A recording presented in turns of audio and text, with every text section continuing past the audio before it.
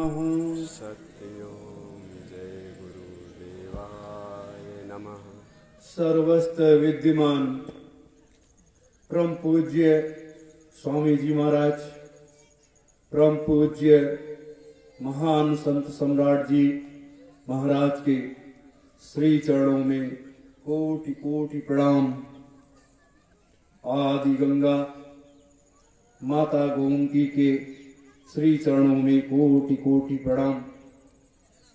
88,000 ऋषियों के पावन इस तपोस्थली को कोटि कोटि प्रणाम।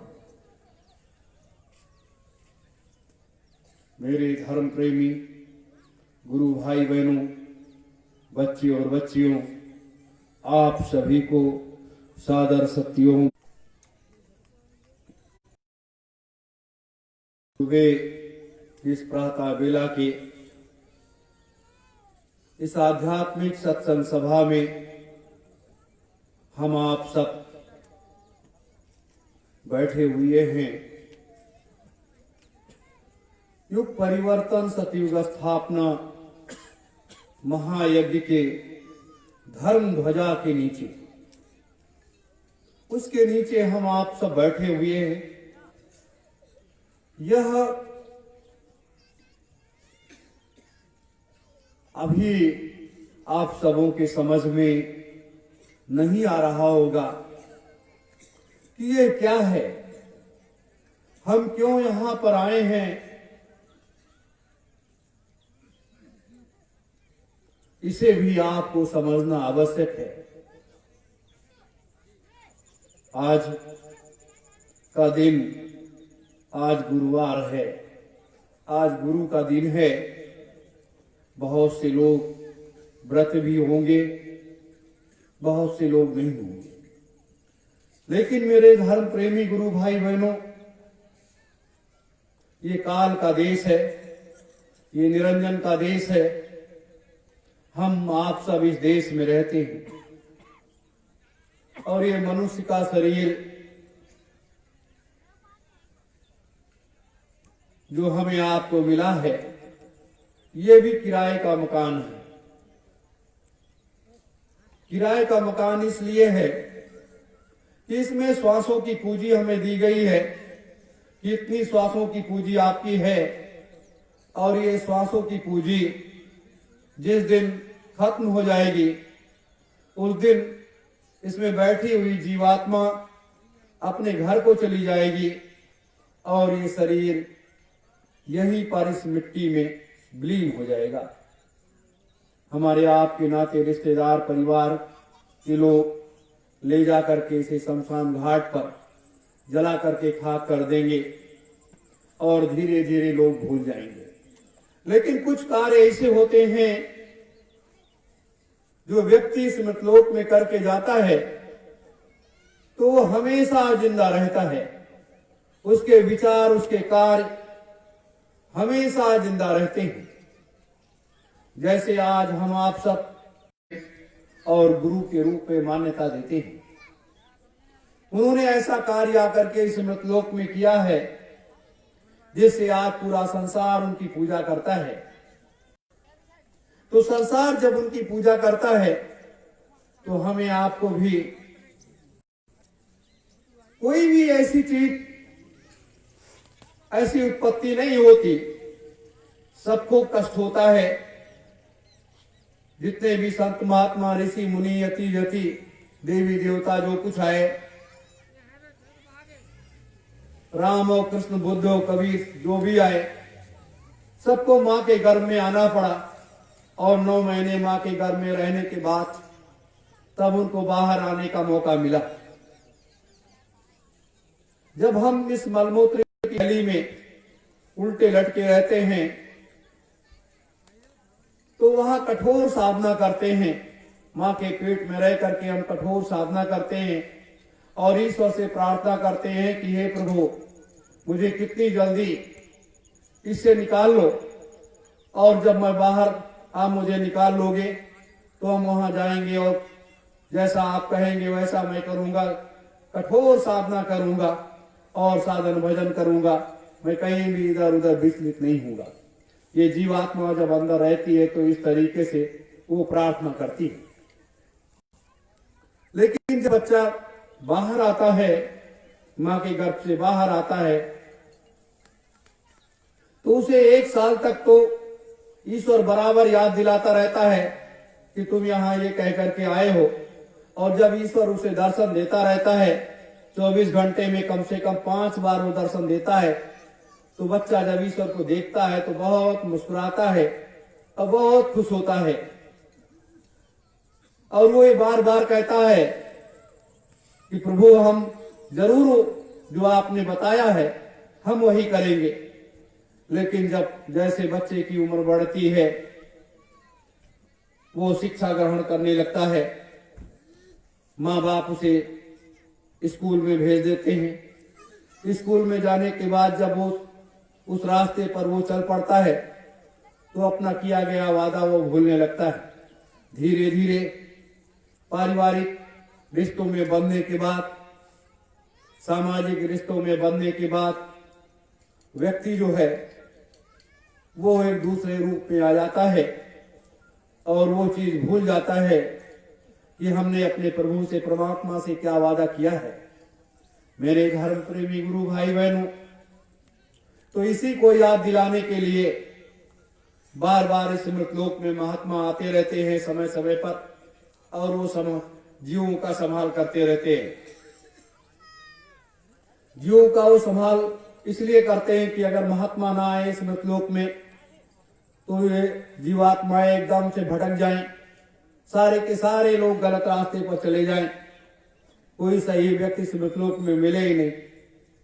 इसलिए समय समय पर महात्मा आते हैं और रास्ता दिखाते हैं, उसके बाद एक व्यवस्था बना करके वो चले जाते हैं। मेरे धर्म प्रेमी गुरु भाई बहनों, इसी तरह से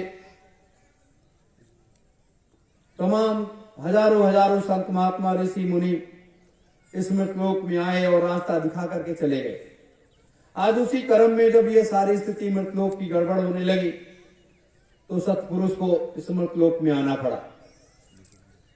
एक बार की बात है, जब दुर्वासा मुनि अपने मां के गर्भ में आए और इस मृतलोक में विचरण करने का उन्होंने ये परमात्मा से प्रार्थना किया था कि हे प्रभु, मुझे मृतलोक में भेजो जरूर, और हम वहां जाकर के हम एक अच्छा काम करेंगे।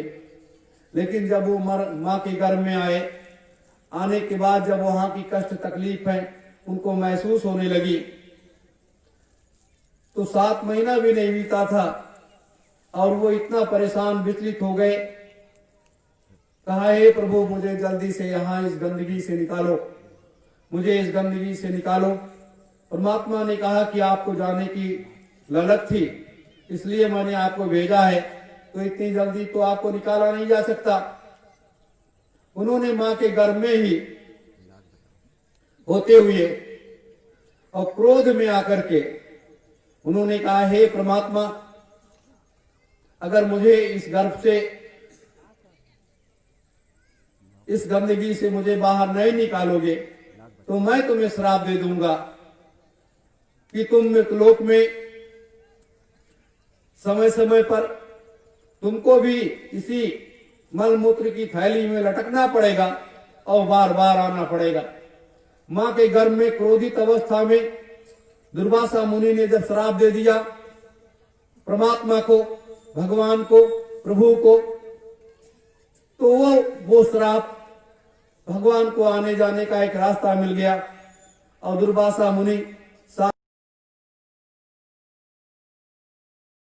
मारने के बाद वो क्रोध, जो उनकी तीसरा थी, जो क्रोध था, वो कभी भी शांत नहीं हुआ, वो हमेशा क्रोधित अवस्था में बने रहे। लेकिन इतना उनको आत्मज्ञान जरूर रहा कि हम इस मृतलोक में ईश्वर से प्रार्थना करके हम आए हैं, तो यहाँ मुझे संन्यास ही लेना पड़ेगा। क्योंकि जब उनको यहाँ ये आबो हवा लगी, मृतलोक के प्राणियों की भी आबो हवा लगी, तो थोड़ा थोड़ा वो विचलित होते रहे, लेकिन वो कभी भी अपने क्रोध को संभाल नहीं पाए, हमेशा क्रोधित अवस्था में रहे। और समय समय पर परमात्मा जब इस मृतलोक में आते रहे तमाम संत महापुरुष आते रहे, उनसे भी हर संभव टकराने का प्रयास बराबर दुर्वासा मुनि ने किया है। मेरे धर्म प्रेमी गुरु भाई बहनों, तो महात्मा जो होते हैं वो अगर श्राप में भी कोई चीज हमें आपको दे देते हैं तो वो आगे चल करके वो काम आता है। आज ये दुर्वासा मुनि की देन है, उस परम पुरुष की देन है, उस महात्मा की देन है कि समय समय पर इस मृतलोक में 9 महीने कष्ट झेलने के बाद आने का मौका मिलता है। महात्मा कभी भी इस मृतलोक में नहीं आता और वो अपने वैसे लोगों को भेजता रहता और महात्माओं को भेज भेज करके इसका संभाल कराने का प्रयास करता। लेकिन आज एक सबसे बड़ी खुशी की बात है कि हम आप इस मृतलोक में आए हुए हैं, हम आप सब इस मृतलोक में आए हुए हैं और मृतलोक की इस पावन धरा पर मां के गर्भ से जब हम आप सबों ने जन्म लिया तो एक संकल्प था, एक उद्देश्य था और वो संकल्प और उद्देश्य अभी पूरा नहीं हुआ। तो पूरा नहीं हुआ उसके लिए बार बार महात्मा याद दिलाते रहते हैं कि बच्चों अभी ये कार्य पूरा नहीं हुआ, जिस काम के लिए तुम आए हो वो काम अभी अधूरा रह गया है, तो उस अधूरे कार्य को पूरा करना है। तो आज इस कलिकाल की अंतिम बेला में हम आप सब इस पावन पवित्र स्थली पर बैठे हुए हैं और महात्मा यानी अपने गुरुदेव, ये काल और दयाल दोनों महाशक्तियां जैसा अपने लोगों को रास्ता दिखा रही हैं, जैसा वो आदेश दे रही हैं, वैसा हम आप सब अपने अपने कदम को आगे बढ़ा रहे हैं। आप सब धन्य हो, आपके माता पिता भी धन्य हैं कि आप जैसे बच्चे और बच्चियों का उन्होंने जन्म दिया है और लालन पालन करके बड़ा किया है। इस कार्य के लिए, किस कार्य के लिए किया है मेरे धर्म प्रेमी गुरु भाई बहनों? तो ये मानवता का संदेश, मानव कल्याण का संदेश हमें आपको जरूर इसका अनुसरण करना चाहिए। मैं तो इस काम के लिए अपने गुरुदेव के आदेश से आना पड़ा और आकर के आप लोगों के बीच में बैठना पड़ा। बैठ करके उस रास्ते को दिखाने का प्रयास मेरा बराबर रहा है, आज भी जारी है। लेकिन आज युग परिवर्तन सतयुग स्थापना महायज्ञ की धर्म ध्वजा के नीचे बैठ करके हम आप सबों ने एक संकल्प जो लिया है उसे पूरा करना है। एक सबसे बड़ी बात क्या है कि जब हम आप सब इस मृतलोक में आने लगे तो वहां ये रास्ता पहले से दिखा दिया गया था कि आपको जाकर के ये कार्य करना है। लेकिन जब हम पले बड़े हुए तो हम उस चीज को भूल गए। फिर स्वयं सतपुरुष ने आकर के ये रास्ता दिखाना शुरू किया कि बच्चों मैं इतनी बड़ी जहाज लेकर के आया हूं, ये जहाज में इस मृतलोक की सारी जीवात्माएं बैठ लें तो भी मेरा जहाज खाली रह जाएगा। अब सोचिए कि सतपुरुष स्वयं वो जहाज लेकर के आया कि मृतलोक में फंसी हुई जीवात्मा और उनको अपने असली घर का याद दिलाया जाए। जैसे हम आप मकान बनाते हैं और ये कहते हैं कि ये मेरा घर है और इस घर में हमारे परिवार के लोग रहते हैं, लेकिन जब ये श्वासों की पूंजी खत्म हो जाती है जीवात्मा अपने घर को चल देती है तो ये जो हम आपने मकान बनाया था वो मकान यहीं पर छूट गया, धन दौलत छूट गया, परिवार छूट गया, नाते रिश्तेदार छूट गए। जब ये सब छूट गए तो हम अब वहां हमारा परिवार कहां मिलेगा, हमारे नाते रिश्तेदार कहां मिलेंगे, कहां क्या होगा। तो ऐसे समय में वहां जो है जीवात्मा, एक जीवात्मा दूसरी जीवात्मा की सहयोगी बनती है और सहयोगी बन के वो उस कार्य को करने का प्रयास करती है और सब अपने अपने दुख दर्दों को वहां लोग आपस में बांटते हैं। लेकिन तब उस घर की याद आती है, उस घर की व्यवस्था के बारे में व्यक्ति सोचता है। फिर वो वहां जब जीवात्मा जाती है, किसी यौन में भेज दिया गया, कोई पशु यौन में गया, कोई कीड़ा बना, कोई मछली बन गया, कोई कुछ बन गया, कोई पेड़ पौधा बन गया, लेकिन तुरंत उनको यहां भेजा नहीं जाता है। 1 महीने तक वहां जीवात्मा को रखा जाता है और उनसे कहा जाता है कि आप जो है साधन भजन करो, आप प्रार्थना करो जो आपने गलतियां की हैं वहां जा करके। और वो इतना चिल्लाता है, इतना प्रार्थना करता है कि परमात्मा मुझे माफ कर दो, दोबारा अगर भेजोगे तो हम ऐसी गलती मृतलोक में जा करके नहीं करेंगे। ये एक बड़ा आध्यात्मिक गूढ़ रहस्य है जो मैं आपको थोड़ा थोड़ा करके बता रहा हूं। तो ये जीवात्मा जो है हमारी, जो इस शरीर के अंदर बैठी हुई है, ये जब वहां चली जाएगी तब यहां कुछ नहीं रह जाएगा। आज जैसे तमाम लोग सुबह से मेरे पास आए कि भैया घर पे ये परेशानी आ गई, ये मुसीबत आ गई, ये काम है मेरा, मुझे अपने घर पे जाना है। इस घर की याद बराबर बनी रही लोगों को, लेकिन उस घर जाने की याद, सचखंड जाने की याद नहीं रही, सतलोक जाने की याद नहीं रही। मैं तो कई बार आप लोगों से कहा कि अगर आप लोग मुझे समय दे दो,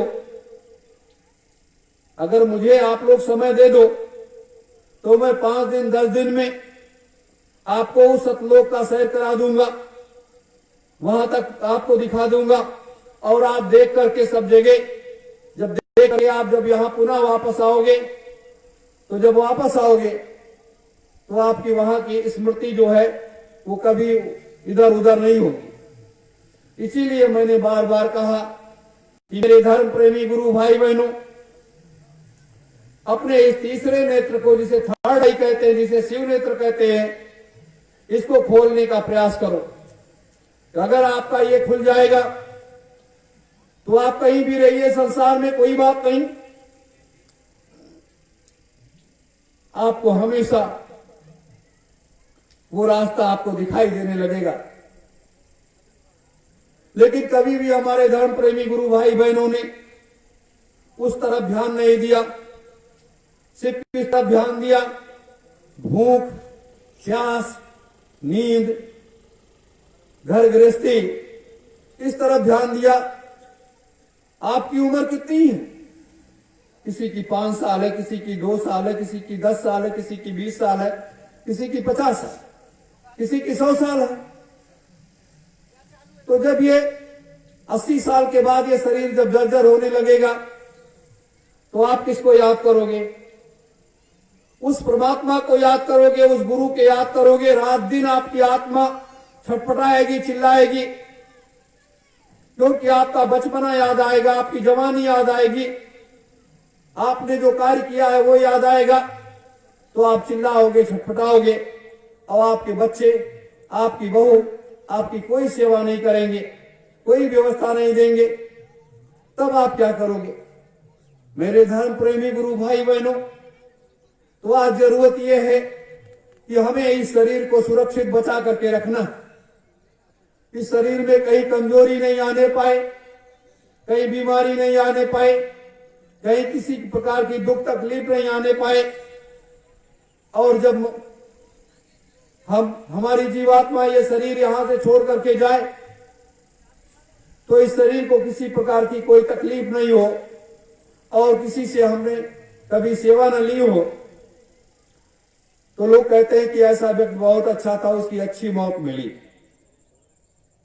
मेरे धर्म प्रेमी गुरु भाई बहनों, तो आज के इस परिवेश में, आज के इस समय में हमें आपको इन सारी चीजों की जरूरत है।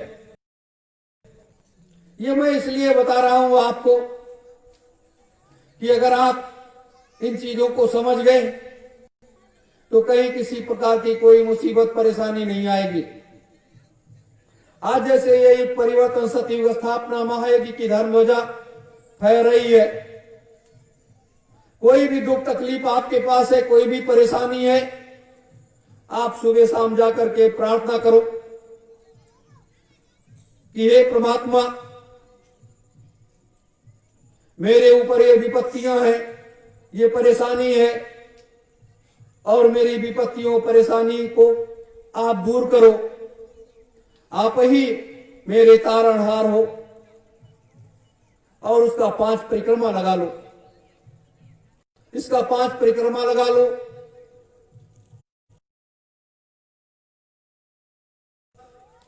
वहां पर कर दो। जब आप वहां पर अरदास करोगे, प्रार्थना करोगे, तो आपकी प्रार्थना वहां कबूल हो जाएगी।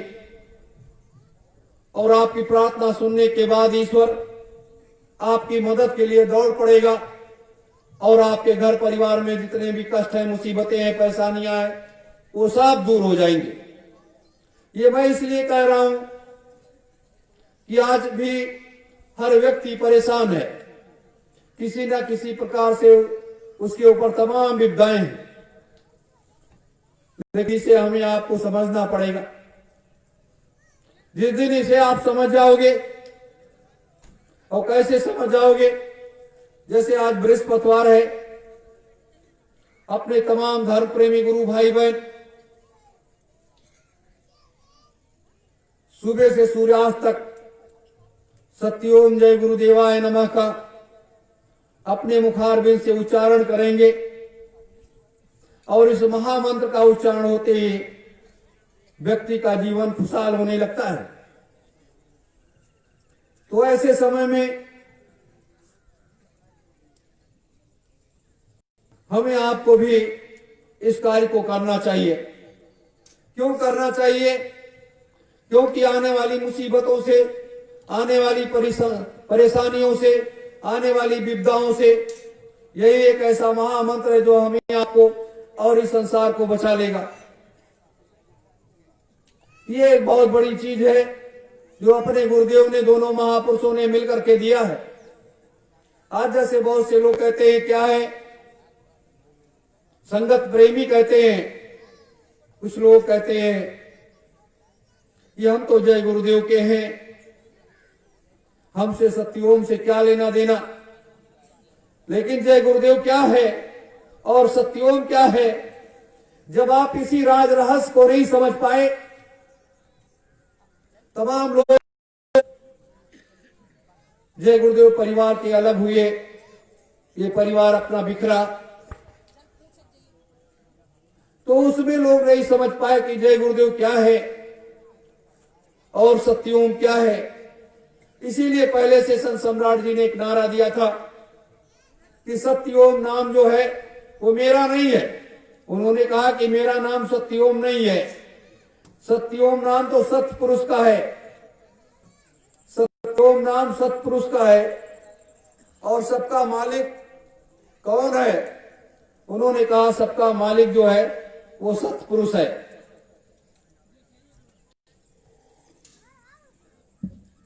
तो सबका मालिक जब सत्पुरुष है, तो जिनको हम बाबा जय गुरुदेव कहते हैं, वो शख्सियत कौन है? वो महान पुरुष कौन है? वही पुरुष कौन है? इसके बारे इसीलिए लोग भटक रहे हैं।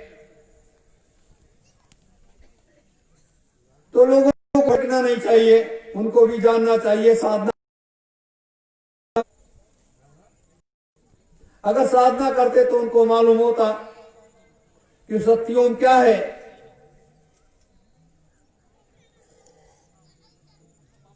तो परम पूज्य बाबा जय गुरुदेव जी महाराज, जिनको हम कहते हैं वो स्वयं सत्पुरुष, जैसे हम राम और कृष्ण को कहते हैं कि ये विष्णु के अवतार थे और इस मृतलोक में वो आए, उन्होंने अपना काम किया और काम करने के बाद चले गए।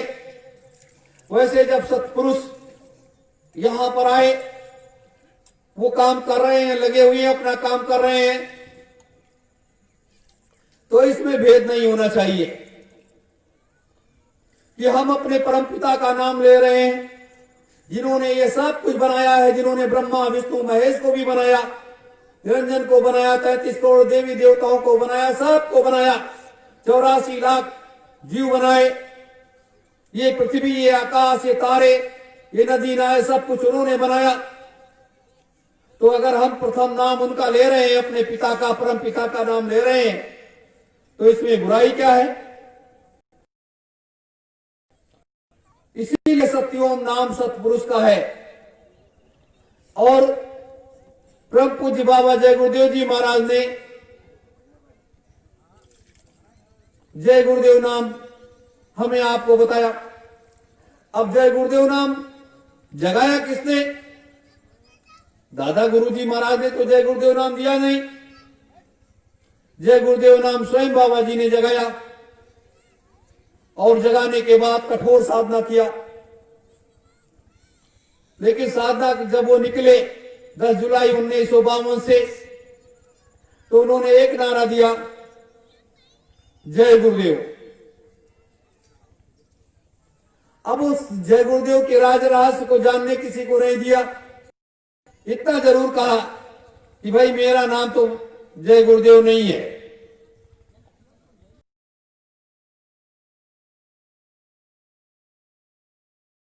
बताया स्वामी जी महाराज ने कि मेरा नाम,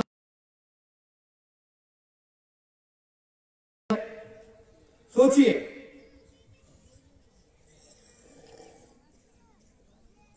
स्वामी जी महाराज ने अपना नाम ये बताया, लेकिन हम आप सब सम्मान के साथ स्वामी जी महाराज को जय गुरुदेव कहने लगे।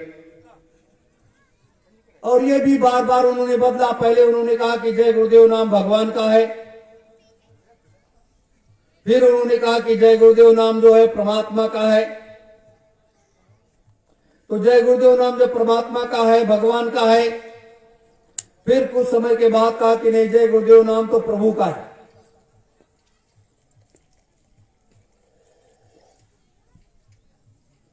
तो जय गुरुदेव नाम जब प्रभु का है, प्रभु कौन है? प्रभु है कौन? प्रभु तो निरंजन भगवान है। प्रभु तो निरंजन भगवान है। तो ऐसे समय में उन्होंने निरंजन भगवान का आह्वान किया और जब हमें आपको नामदान दिया तो सबसे पहला शब्द उन्होंने निरंजन का लिया। तमाम संत महात्माओं का, कम से कम मैंने 1500 बड़े बड़े संत महात्माओं का नामदान का अध्ययन किया है कि ये महात्मा नाम के रूप में क्या देते हैं, लेकिन कहीं भी 1500 महात्माओं में किसी ने भी निरंजन शब्द का उच्चारण नहीं किया है, किसी ने की महिमा का बयान नहीं किया है। क्यों? आप बताइए।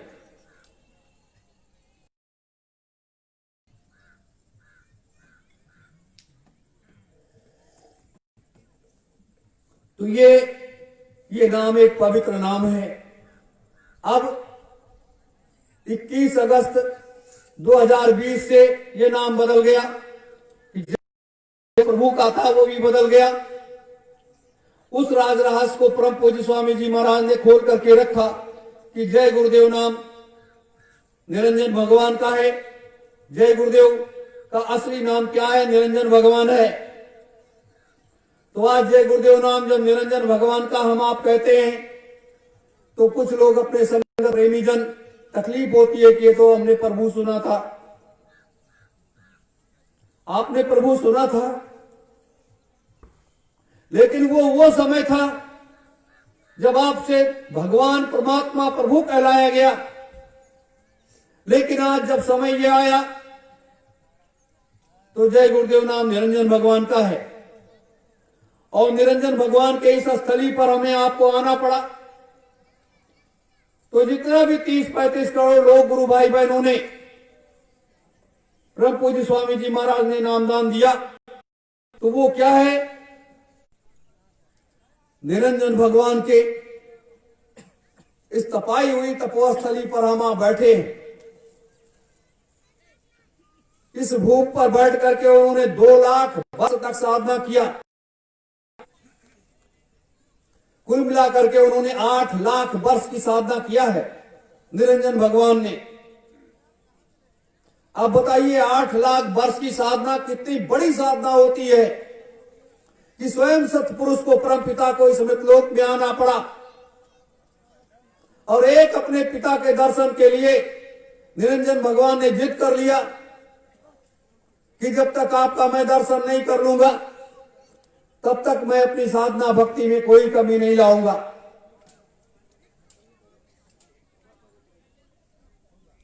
तो उन्होंने आज उसे पूर्ण कर लिया। मेरे धर्म प्रेमी गुरु भाई बहनों, ये एक ऐसा विषय है जिसमें जितने भी बातें की जाए उतना ही कम है। लेकिन आज की इस पावन कल का जो समय था, अक्टूबर का कल का दिन, वो ऐतिहासिक दिन इस संसार के लिए भी ऐतिहासिक दिन था, सभी संत मुनियों के लिए ऐतिहासिक दिन था, और परमात्मा और भगवान के लिए, प्रभु के लिए भी ऐतिहासिक दिन था,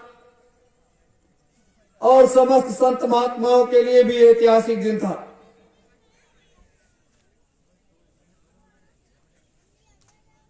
तो इस ऐतिहासिक दिन में हम आप सबों ने बैठ करके ये इतना बड़ा कार्य किया है, जो आज संसार के लोगों के सामने है। जो आपने किया है ये संसार के लोगों के सामने है।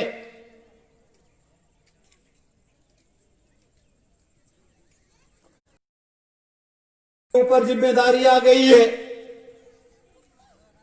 कि आप निरंजन भगवान के कार्य में, अपने गुरु के कार्य में सत्पुरुष करते हैं और कितना नहीं करते हैं।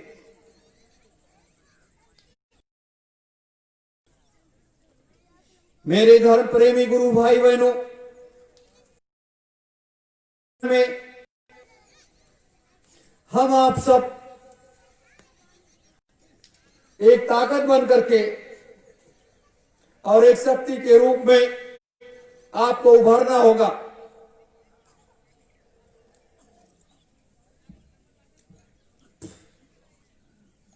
जिससे कहीं भी,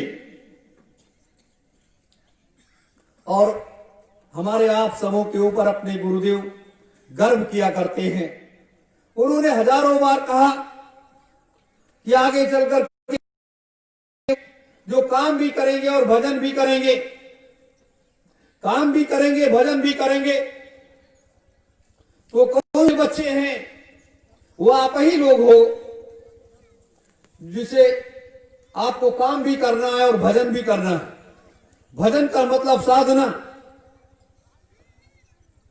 तो ये कठोर साधना भी आपको करनी है। कभी ऐसा समय भी मिल गया कि आपको शाम को बैठा दिया गया यहां से वहां तक ग्राउंड में, दूर दूर आप सब बैठ गए, 1 घंटे 2 घंटे 3 घंटे 5 घंटे 7 घंटे 10 घंटे 12 घंटे आप बैठे ही रह गए। आपने जैसे अपने श्वास को खींचा, आत्मा से परमात्मा के मिलन को जोड़ने का प्रयास किया, आपको रास्ता मिल गया, आपकी जीवात्मा भ्रमण के लिए चली गई, और जब वापस आई आपने सारे कार्य करने शुरू कर दिए। तो इस तरह जरूरत इस चीज की है, इस शक्ति की जरूरत है। इसीलिए सत्योम नाम सत्पुरुष का है और जय गुरुदेव नाम जो निरंजन भगवान का है। जैसे हम आप सत्योम जय गुरुदेवाय नमः, सत्योम जय गुरुदेवाय नमः का मंत्र का उच्चारण करते हैं, इससे जितने लोग उच्चारण करेंगे, लाखों करोड़ों शब्द, वो सब महापुरुषों के खातों में, भगवान के खाते में जुड़ता चला जाएगा।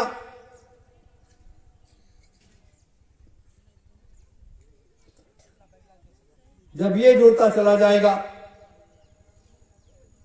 तब आपको ये समझ में आएगा कि हां, हमने क्या किया है।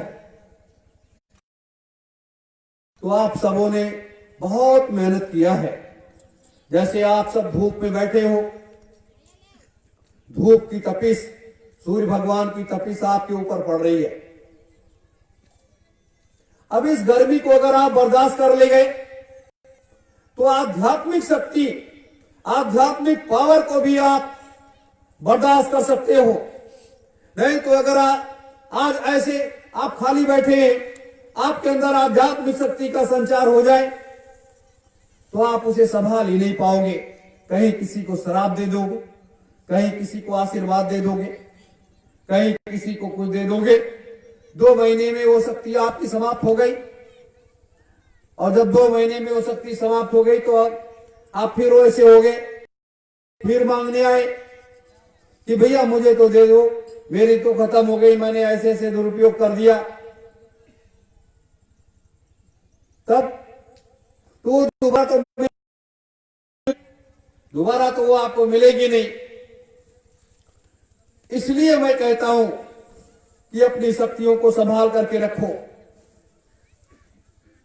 यहां जब आओ तो निश्चल मन से आओ और एक लक्ष्य को भेदने के लिए आओ कि मुझे 3 सेवा करनी है। यहां जाने पर 3 तरीके से सेवा मुझे करनी है। वो 3 सेवा क्या है? तन की, मन की और धन की। ये 3 सेवाएं इसलिए तन की सेवा से आप करोगे। जैसे तन की सेवा आपने किया, ये जंगल सारी व्यवस्था किया, इसको बैठने के लायक लगाया, सारी व्यवस्था करके सुदृढ़ और मजबूत आपने कर दिया।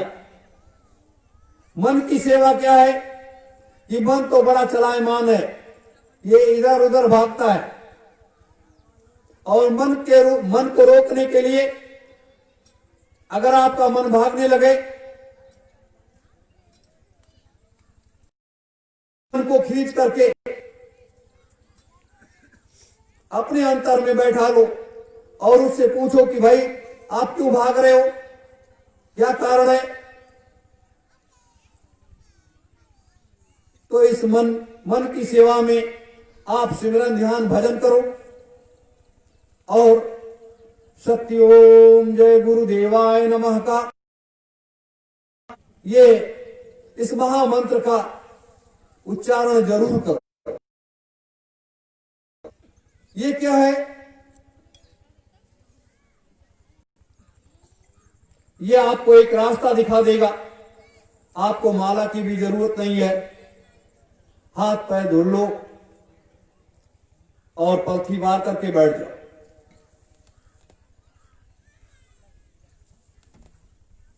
तो जब आप बैठ गए, आप उच्चारण करने लगे, महामंत्र का जाप करने लगे, तो आपकी ये काया जो है ये निर्मल हो जाएगी।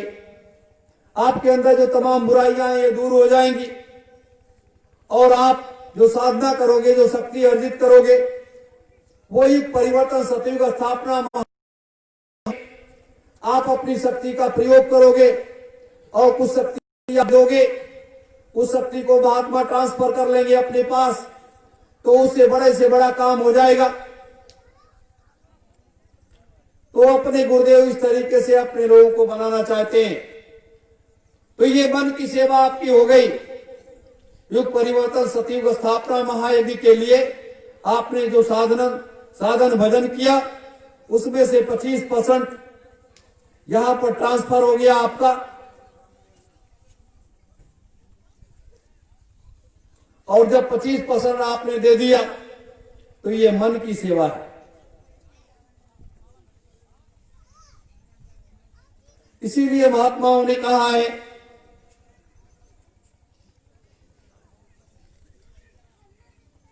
कि आप सब ये कार्य करो। तो ये मन की सेवा हुई। और तीसरी सेवा धन की है। ये जो सारी व्यवस्था देख रहे हो, ये सारी व्यवस्था आपने धन से सेवा दिया है।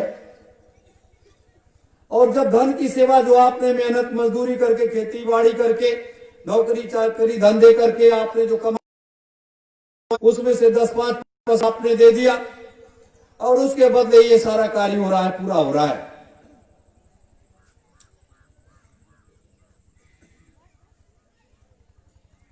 तो जब आपने ये सेवा दे दिया, इससे ये सारी व्यवस्था हो गई। तो ये 3 सेवाएं महात्माओं के पास होती है। जब हम महात्माओं के पास जाते हैं तो एक तन की करते हैं, धन की सेवा करते हैं। तो इन 3 सेवाओं को महात्मा आपसे लेते हैं और उससे तमाम कार्य आगे बढ़ते हैं।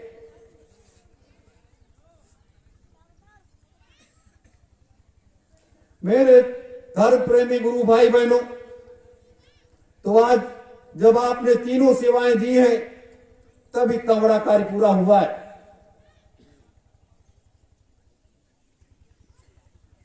नहीं तो ये कार्य अधूरा रह जाता। आज जब पूरा संसार हताश और निराश है, विचलित है, उसे कुछ दिखाई नहीं दे रहा है, तो एक रास्ता ये धर्म ध्वजा का जो दिखाई दे रहा है, रास्ता है जहां से संसार को शांति मिल सकती है, संसार में अमन चैन आ सकता है। आज इस पावन पवित्र स्थल आप सबों के द्वारा इस कलश यज्ञ में शामिल लोगों के द्वारा ये ज्योत जलाई जाएगी। इसका एक बड़ा महात्म है जो शाम के सत्संग में आप लोग पूरा समय दीजिएगा, 3 घंटे का लगभग। तो शाम के सत्संग में मैं विस्तार से आपको बताऊंगा और वो विस्तार से आप लोग जानने के बाद आपके मन के अंदर बदलाव आ जाएगा। और जो आपका मन चलायमान है, चंचल है, उस मन को हर संभव रोकने का प्रयास जरूर करिए कि वो इधर उधर भागता है। जैसे इधर उधर किस तरीके से भागा ये आपने देखा। जैसे बहुत से लोग, कुछ लोग कह रहे हैं अरे यहां तो कुछ नहीं है, संसार में जो यहां है, जो यहां पर है वो पूरे संसार में कहीं नहीं है। जो यहां पर है वो पूरे मृत लोक में आप भ्रमण करके चले आइए, मठ मंदिर मस्जिद गुरुद्वारों में, चर्च में, गिरजाघरों में खोजते फिरिए, लेकिन आपको कहीं ये चीज नहीं मिलेगी जो यहां पर आप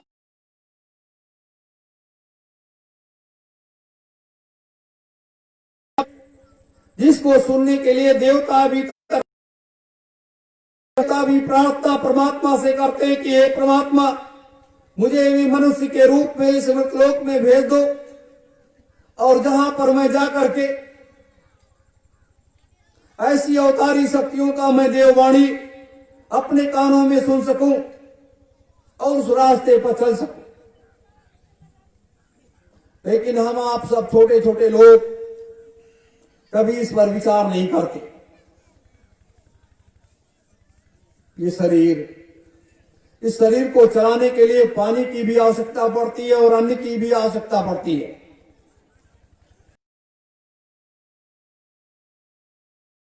और अन्न दोनों त्याग कर देने पड़ते हैं और फिर बड़े मुश्किल से वो चीजें मिलती हैं।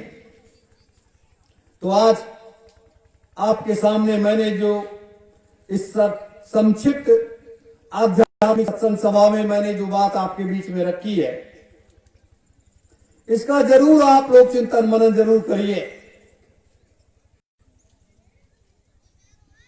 क्योंकि जब आप चिंतन मनन करेंगे तभी आपके समझ में आएगा, वैसे नहीं आएगा।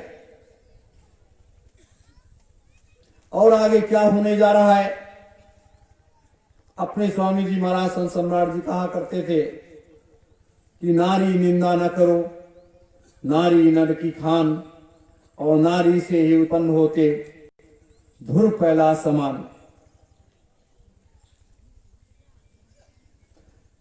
क्यों उन्होंने कहा कि नारी निंदा न करो, नारी नर की खान, नारी से ही उत्पन्न होते धुर फैला समान। तो आज हम आप सब यहां जो बैठे, हम आप सब अपनी मां के गर्भ से ही तो जन्म लिए हैं। फिर हम अपनी मां की निंदा करें, हम अपनी पत्नी की निंदा करें, हम अपनी बेटी की निंदा करें, हम अपने परिवार की नहीं। इसलिए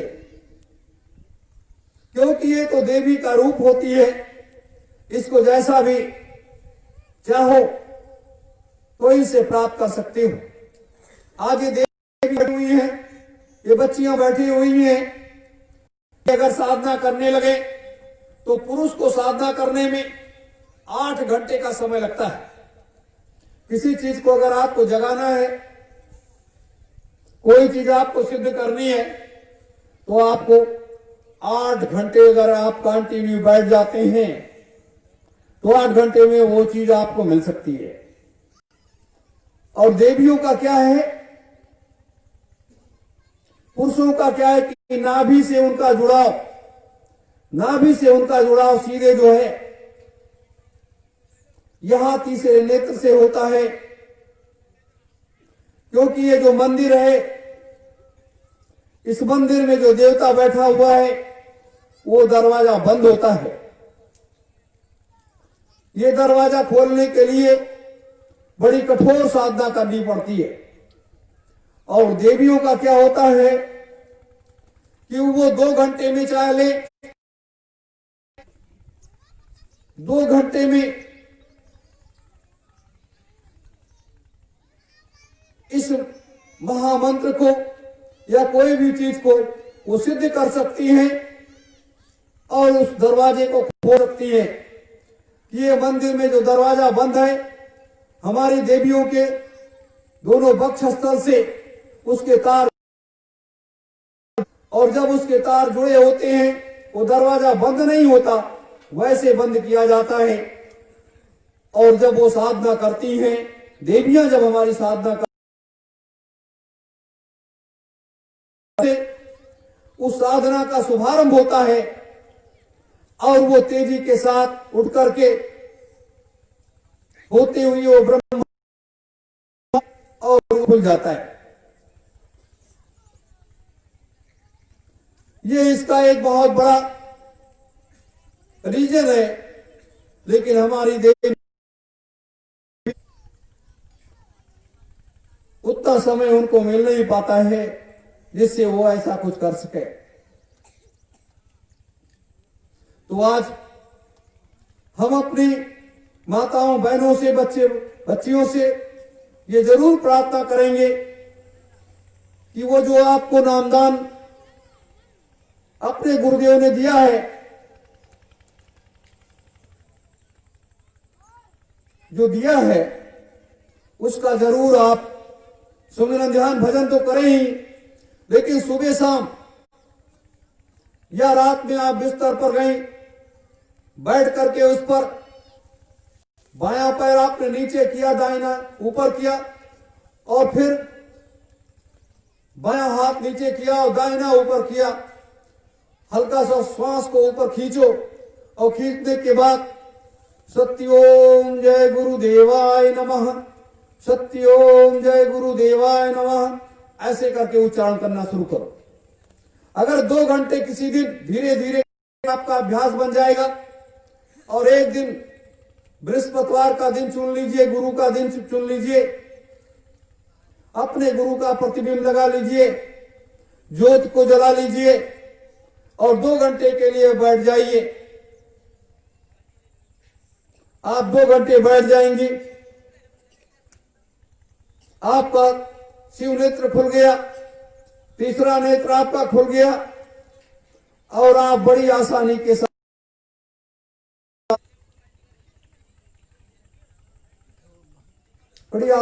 साथ आप इस कार्य को कर सकती है। मेरे धर्म प्रेमी गुरु भाई बहनों, ये मैं इसलिए आज आपको इस सुबह की आध्यात्मिक सत्संग सभा में बता रहा हूं कि आज इन चीजों को आपको करना होगा, चाहे आप यहां आकर के करें और चाहे अपने घर पर करें, लेकिन यहां पर एक सत्संग भवन बनाया जाएगा जहां पर आप सुबह शाम 2 घंटे 3 घंटे आपको बैठाला जाएगा, क्योंकि आगे आपको बड़े संघर्ष करने हैं, देश और दुनिया में निकल करके जाना है, आध्यात्मिक क्रांति, वैचारिक क्रांति के अभियान को लेकर के जाना है। हर विचारधारा के लोग आपसे मिलेंगे। अगर आपके अंदर शक्ति नहीं होगी, आपके ज्ञान चक्षु खुले नहीं होंगे तो नहीं कर पाओगे, आप उनको जवाब नहीं दे पाओगे। इसलिए आपको इस तरीके से बना दूंगा, लेकिन आपको समय देना पड़ेगा। इस मोह माया से थोड़ा सा विरक्त हो और उस कार्य में लग जाओ, इस कार्य में लग जाओ। मेरे धर्म प्रेमी गुरु भाई बहनों, समय की मांग है और यही समय की पुकार है। सतयुग आने का आज दूसरा दिन प्रारंभ हो गया, आज दूसरा दिन है। तो ये वक्त जो आ रहा है, कल भी मैंने कहा था एक एक दिन गिनिए कि अब सतयुग किस दिन आएगा, कैसे आएगा। वो बहुत जल्दी इसकी तारीख की घोषणा कर दी जाएगी। तो ये परिवर्तन, ये किसका कार्य है? अपने गुरुदेव का कार्य है। भाई मैं तो आप अपने गुरुदेव ने आदेश दिया और आशीर्वाद दिया कि बच्चा, और फिर आशीर्वाद दिया विजयी। तो इसलिए आपके बीच में आया हूं, आपको समझा रहा हूं, आपको बता रहा हूं। नहीं तो क्या आवश्यकता थी आपके बीच में आने की? कोई आवश्यकता नहीं थी। लेकिन जिस कार्य को करना है, जो ये सारे कार्य हैं, तो वक्त की यही मांग है, वक्त की यही पुकार है। समय का चक्र जो है वो तेजी के साथ घूम रहा है, समय का चक्र तेजी के साथ घूम रहा है। तो आप सब इस भाव विचारधारा में अवश्य आइए और हम लोग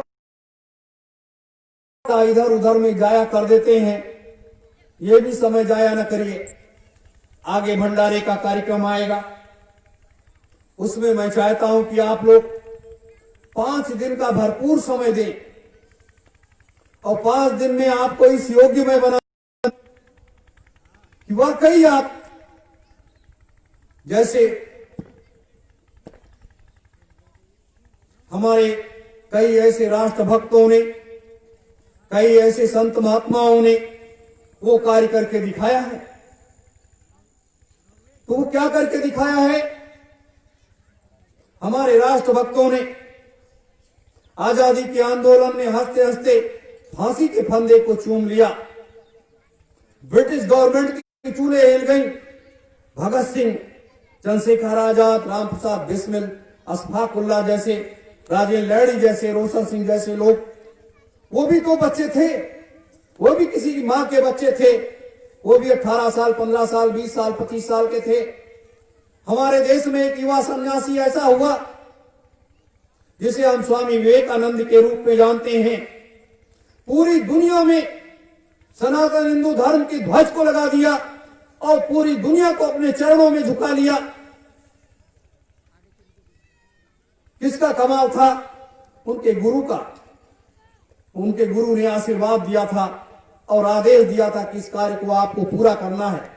जैसे परम पूज्य स्वामी जी महाराज को दादा गुरु ने दिया आदेश कि बच्चा अब तो मैं इस योग आगे नहीं रहूंगा, अब इसके बाद ये प्रचार प्रसार का कार्य, धर्म का काम, नामदान देना, ये सारा काम आपका है। एक बात और आपको बताऊं कि महात्मा परीक्षा कैसे लेते हैं, महात्मा कैसे परीक्षा लेते हैं और कैसे काल नेमी बनकर के लोग उभरते हैं। कल अभी ऋषि कुमारी संगीता जी कह रही थी, बोल रही थी वो काल नेमियों के बारे में। तो इस तरीके से काल नेमों की उत्पत्ति कैसे होती है उसके बारे में मैं थोड़ा बताऊंगा। उसके बाद कार्यक्रम को विराम दिया जाएगा, क्योंकि आप लोग भी सुबह से काफी व्यस्त हैं और अभी कलश का कार्यक्रम भी होना है। एक बार की बात है, स्वामी रामकृष्ण परमहंस ने अपने शिष्यों को बुलाया। लगभग 4000 शिष्य उनके इकट्ठा हुए। एक तरफ सबको बैठा दिया गया, एक मंच बनाया गया, उस पर प्रसाद रखा गया। स्वामी रामकृष्ण परमहंस ने सत्संग जब सुनाया और वो उन्होंने एक आध्यात्मिक ऐसा रूहानी सत्संग था जो आत्मा को देशभक्ति से जोड़ रहा था और देशभक्ति से जोड़ करके तब वो परमात्मा की तरफ जा रहा था। तब तक उन्होंने स्वामी विवेकानंद जी को बुलाया अपने पास। हाँ बच्चा, ये प्रसाद है। एक बड़ा सा कटोरा था और कहा ये प्रसाद है और जिसको तुम योग्य इसमें से समझते हो उन सब के पास में जाओ और उनको ये प्रसाद खिला दो। सोचिए ये कितनी बड़ी परीक्षा स्वामी रामकृष्ण परमहंस जी अपने शिष्य की ले रहे थे। शिष्य की परीक्षा जब होती है ना तो उसको मैंने देखा है, मैंने खेला है। इस 30 साल बीत गया इसको संघर्ष करते हुए और हर परीक्षा को देते हुए, और उसमें एक ही लक्ष्य रहता था, ये मेरे गुरु का कार्य। लाभ भी मिला तो भी ठीक, मान भी मिला तो भी ठीक, मिला तो भी ठीक। ये गुरु की बहुत बड़ी महती कृपा होती है और इसी को लोग समझ नहीं पाते, वही लोग फेल हो जाते हैं। जैसे अपने गुरु दरबार में हुआ, मथुरा आश्रम में, मुजैना आश्रम में लोग फेल हो गए, एक भी पास नहीं हुआ, एक भी नहीं पास हुए। मेरे तो स्वामी विवेकानंद जी को रामकृष्ण परमहंस जी ने और देने के बाद कहा बच्चा जाकर के जिसको तुम योग्य समझो, जितने लोगों को समझो उनको ये प्रसाद खिला दो। 4000 लोगों के बीच में एक एक करके सबके पास स्वामी विवेकानंद जी जाते रहे। ये 4000 व्यक्तियों में मुझे कोई भी एक व्यक्ति भी नहीं मिला, इसलिए मैंने ये प्रसाद जो है स्वयं ग्रहण कर लिया है। मैंने इसलिए ग्रहण किया है, ये शरीर की जो काया है, ये शरीर जो है, इसको मैंने आपके श्री चरणों में कर दिया है और ये मन भी मैंने आपको अर्पण कर दिया है। तो जैसा आप मेरे इस मन को चलाओगे, जैसा इस शरीर को चलाओगे, वैसा मेरा मन चलेगा, वैसा मेरा शरीर चलेगा। और तीसरा जो मैंने अर्पण किया है आपको, कि आपका सारा कार्य शरीर में है, उसके आदेश का मैं पालन करूंगा। फिर उन्होंने कहा गुरुदेव आप उनके कहा इस नाखून से लेकर के और इस सर के आपका जो भी आदेश होगा मैं सब पूरा करूंगा। इतनी बड़ी परीक्षा हुई और विवेकानंद जी पास हो गए। तब स्वामी विवेकानंद ने उनको उठाया और सीने से लगा लिया, और सीने से लगाते ही उन्होंने अपनी सारी शक्तियों का ट्रांसफर स्वामी विवेकानंद के अंदर कर दिया और उनको इस योग्य बना दिया। तो ये होता है महात्माओं की परीक्षा।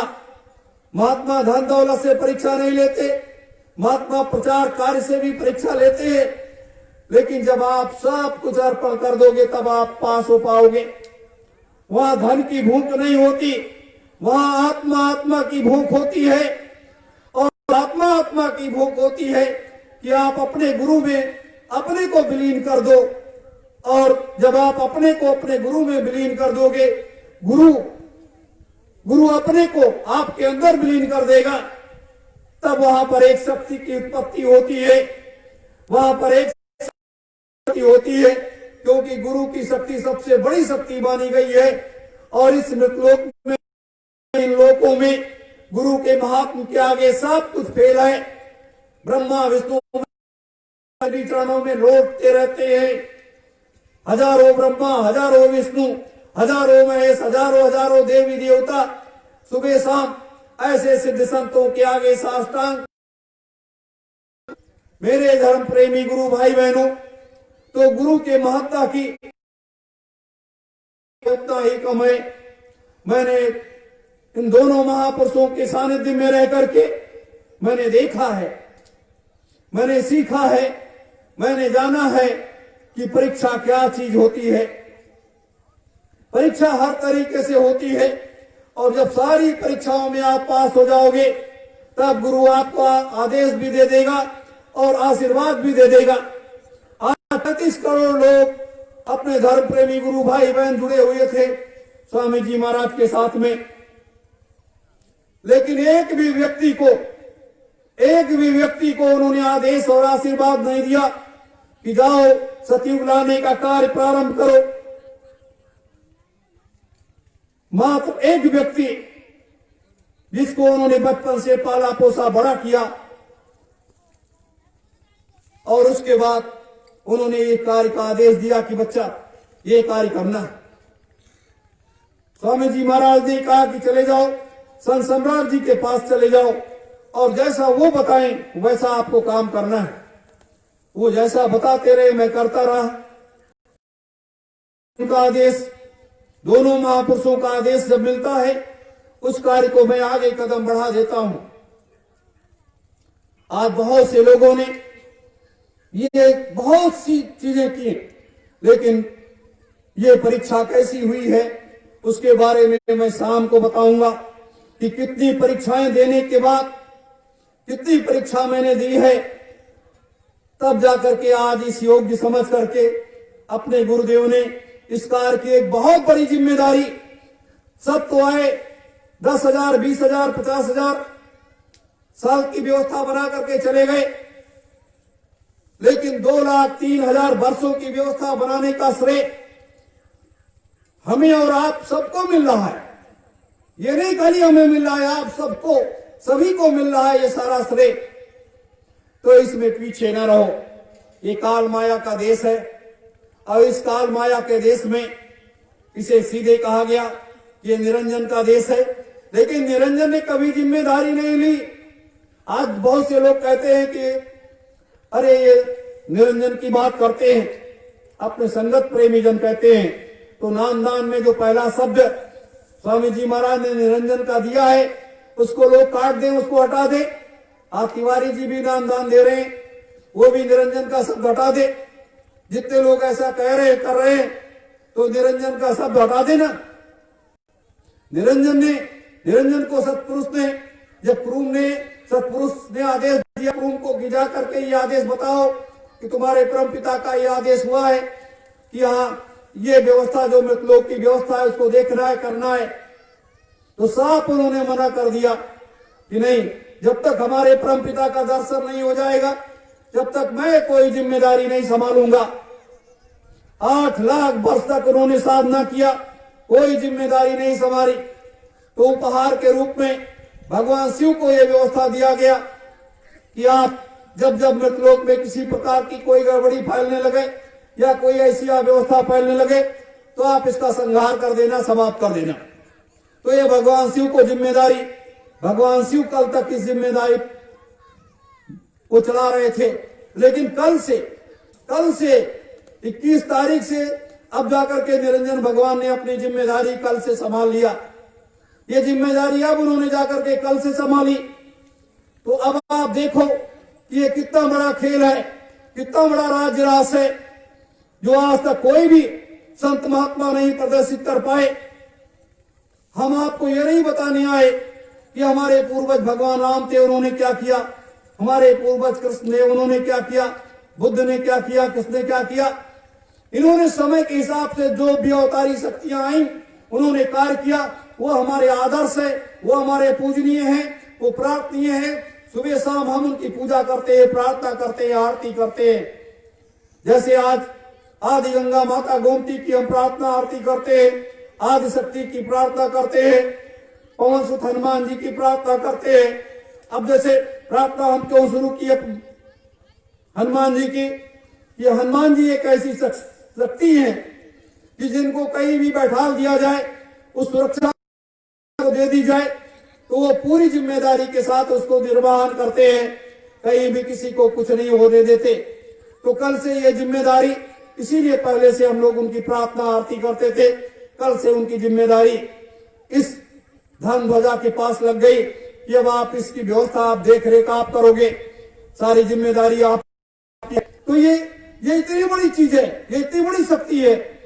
मेरे धर्म प्रेमी गुरु भाई बहनों और तमाम संगत प्रेमी जन कहते हैं, अरे ये सब करने से क्या फायदा है, ये तो ऐसा हो जाएगा, वैसा हो जाएगा। उन लोगों को ज्ञान नहीं है, उनको मालूम नहीं है कि परिवर्तन कैसे होता है, किस तरीके से होता है, और परिवर्तन कौन करता है।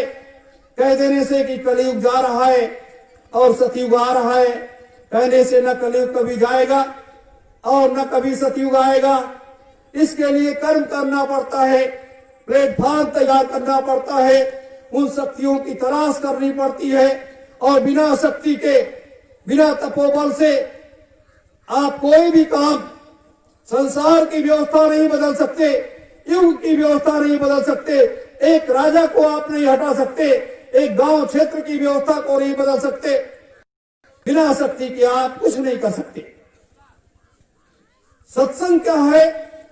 आत्मा रूपी भाव को जगा देना, आत्मा में जो तमाम बुराइयां आ गई है उसको दूर कर देना, और आत्मा और परमात्मा का मिलन का एक रास्ता दिखा देना, उसे कहते हैं सत्संग, उसे कहते हैं सत्संग।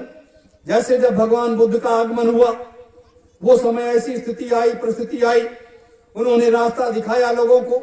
उनके चले जाने के बाद क्या हुआ, उनको चलाने वाले लोगों ने क्या किया कि सबको एक ऐसा रास्ता दिखा दिया, सारे लोग चंबल ले लिए और भीख मांगने लगे।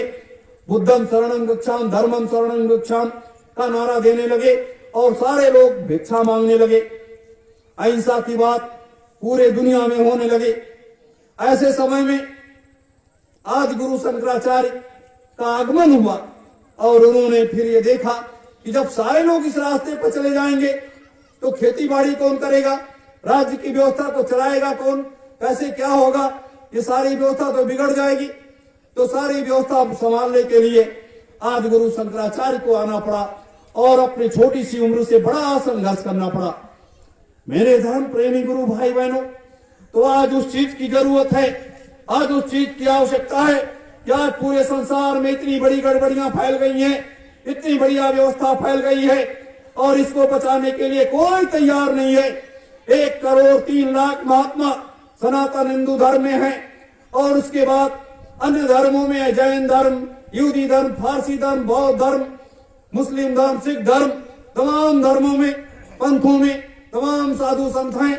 लेकिन राष्ट्रीयता की भावना, ये देश कैसे बचेगा, ये दुनिया कैसे बचेगा, ये इसके लिए कार्य हो रहा है, ये इसके लिए कार्य हो रहा है।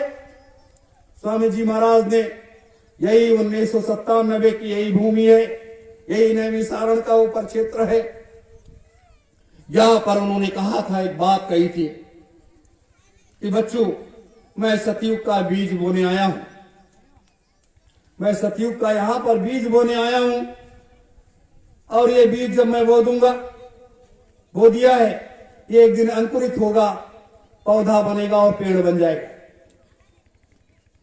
दूसरी चीज वहीं से उन्होंने राजनीति पर बोलना बंद कर दिया। कहा अब आप लोग सुमिरन ध्यान भजन करो, शाकाहारी का प्रचार करो और कोई जिम्मेदारी आ। अब वो लोग आएंगे जो काम भी करेंगे और भजन भी करेंगे। तो अब काम और भजन की आवश्यकता है।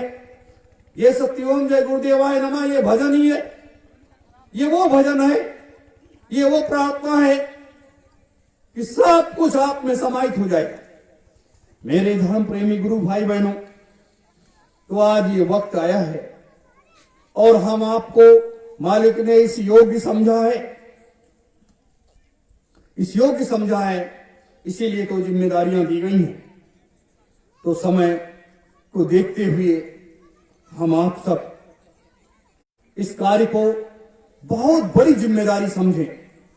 आप लोग ये सब जानने के लिए अपने संगठन की तरफ से एक पत्रिका निकलती है, भारतीय सुभाष टाइम्स। हर व्यक्ति भारतीय सुभाष टाइम्स जरूर पढ़े, हर व्यक्ति को पढ़ना चाहिए। और कई ऐसे साहित्य हैं, युग परिवर्तन सतयुग स्थापना महायज्ञ जो आपको भंडारे के कार्यक्रम में मिलेगा, वो बुक्स आपको मिलेगी कि युग परिवर्तन सतयुग स्थापना महायज्ञ कि उसमें पूरी रूपरेखा पूरी योजना रहेगी, कैसे होगा, उसकी व्यवस्था कैसे होगी, वो सब आप लेकर के जाएंगे, आप लोग पढ़ेंगे। और ये धर्म ध्वजा जो है आप लोग सब अपने अपने घरों पर लगाएंगे ले जा करके। तो ये सब करना अब आवश्यक है, क्योंकि एक अभियान के रूप में हम भी बाहर निकलेंगे, सारी व्यवस्था होगी, सारा कार्य होगा। मेरे धर्म प्रेमी गुरु भाई बहनों, तो ये सारी व्यवस्था जो आगे होने जा रही है, इसमें हम लोग बढ़ चढ़ करके हिस्सा लें।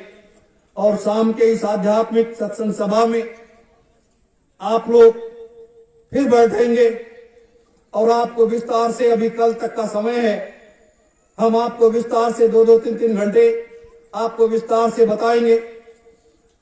इससे क्या है, आपके दिलो दिमाग पर ये सारी बातें जाएंगी और आपके समझ में आएगा कि आगे क्या क्या होने जा रहा है, क्या नहीं होने जा रहा है। और ये है, अब इसके बाद कलश का पूजन होगा और अभी दीदी माँ कुछ बताएंगी आप लोगों को। उनके विचारों को सुनने के बाद फिर कलश का पूजन, ये सारा कार्य इसी समय पूर्ण कर लेना है और उसके बाद आगे का कार्य आगे प्रारंभ किया जाएगा। तो ये जो मैंने आपके सामने इस देववाणी के उन महत्वपूर्ण पहलुओं को मैंने आपके सामने रखा है आज इस आध्यात्मिक सत्संग सभा में, तो आप लोगों से मेरी प्रार्थना है कि आप सब लोग चिंतन और मनन जरूर करें, विचार करें और उसके बाद एक सत्य रास्ते पर चलने का हर संभव प्रयास करें और इस कार्य में आप लोग सहयोगी बने और इस आश्रम की व्यवस्था का संचालन करने के लिए आप लोग भी सेवा सहयोग की व्यवस्था काउंटर पर जाकर के अवश्य दें, जिससे कि यहाँ की व्यवस्था सुदृढ़ और मजबूत हो सके।